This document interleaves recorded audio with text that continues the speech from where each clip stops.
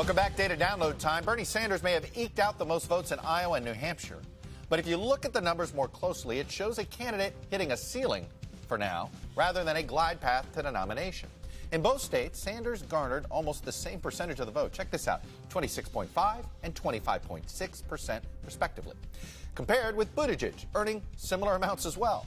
Now, Sanders can blame the large field of candidates, but Donald Trump got 35% in New Hampshire in 2016 in a similarly crowded field. Sanders often makes the case for enthusiasm. That is, people are more fired up, and he's better able to bring new voters into the fold as a result. Well, if you look at the combined percentages among the centrist candidates, they do much better than the progressives, earning 51% of the vote in Iowa and 52% in New Hampshire. Then there's turnout.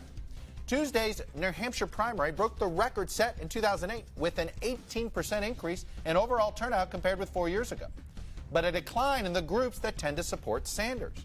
The amount of 18 to 29-year-old voters was down 5% on Tuesday night compared to when Sanders swept the Granite State in 2016. And the amount of very liberal voters was down the same amount compared to 2016 as well.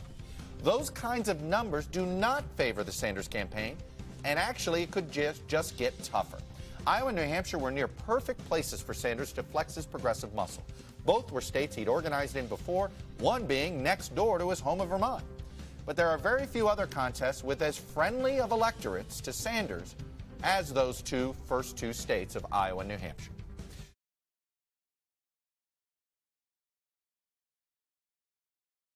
Hello from Washington, I'm Chuck Todd, and thanks for checking out the Meet the Press channel on YouTube. Click on the button down here to subscribe and click over here to watch the latest interviews, highlights, and other digital exclusives.